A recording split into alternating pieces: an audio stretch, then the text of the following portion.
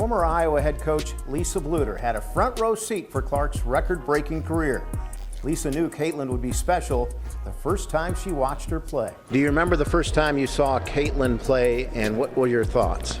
Scott, I do remember. She was like 7th grade playing up against high school players, and I thought, wow, this kid is going to be pretty amazing.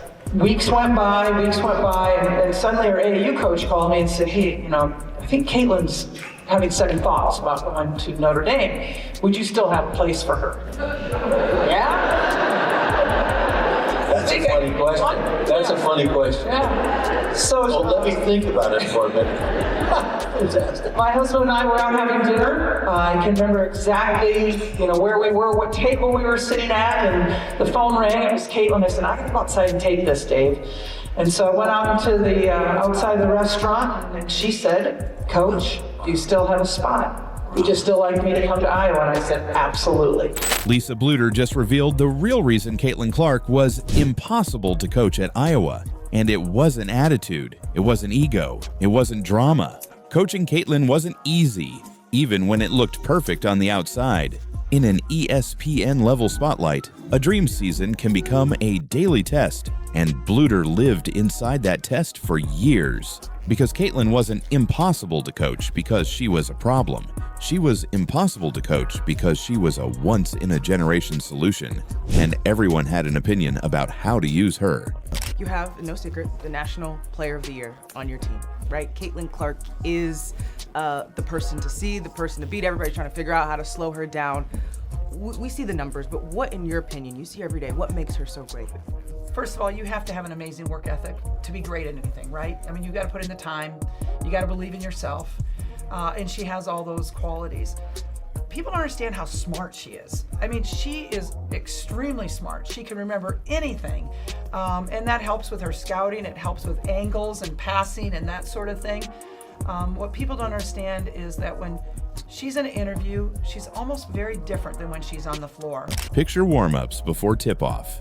The arena is already loud, but it's not the fun kind of loud. It's tense.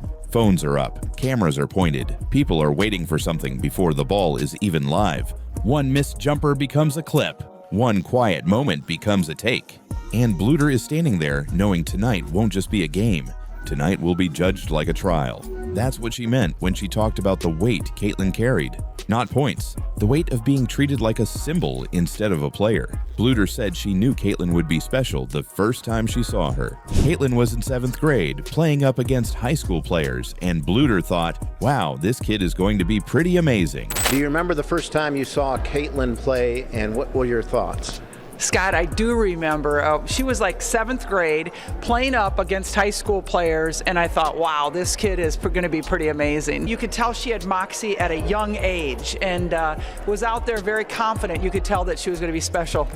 Therefore, this wasn't a surprise star that arrived overnight. The pressure started early because people realized the sport was about to tilt toward one player. And once that tilt happened, coaching stopped being normal. On most teams, a coach can experiment. You can let a player struggle through a rough stretch and teach a lesson in private. But with Caitlin, nothing stayed inside. Every possession had an audience. Every miss became a clip. Every adjustment became a referendum on the program. Now add the chess match. Opponents didn't guard Caitlin like a normal scorer. They built entire nights around making her uncomfortable. Traps, face guarding, 2 defenders shading her before she even crossed half court. Sometimes the goal wasn't to stop the shot, it was to wear her down, to drain her patience until she forced something. Here's the part most fans miss. When teams play you like that, your coach isn't just drawing plays. Your coach is creating answers in real time. New spacing, new reads, new counters, but also something harder, emotional steadiness. Because Caitlin wasn't only fighting defenders, she was fighting expectations. If she scored 30, people asked why it wasn't 40. If Iowa won, people said it was inevitable. But if Iowa lost, people demanded someone to blame. And Bluder talked about how fast the noise could grow. One bad stretch didn't stay as a bad stretch. It became a week of talk, not just from opponents, but from fans, media, and strangers online deciding what Iowa should be.